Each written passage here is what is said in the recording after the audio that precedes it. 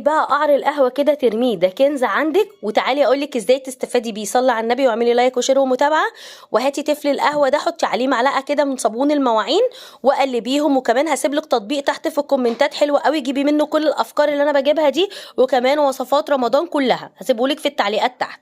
قلبت بقى القهوة مع الصابون المواعين كده، ده قعر الفنجان زي ما قلتلك. بعد كده على طول هنزل عليه بشوية كمان من الخل. هنقلب بس كده، وبعد كده ننزل عليه بمعلقه كده من الخل الابيض بتاع الطعام العادي. عايزه اقول لكم بقى، اي حاجه عندك فيها زفاره اغسلي بيها. عايزه تلمعي بيه البوتاجاز، عايزه تلمعي بيه الالومنيا، عايزه تلمعي بيه الكوبايات الصيني البورسلين، كل الحاجات دي جربي الوصفه دي وانا متاكده ان هي هتعجبك بجد. دي افتكاسه حلوه قوي قوي قوي، وخصوصا لو الحاجه عندك فيها زفاره جربيها مش هتندمي.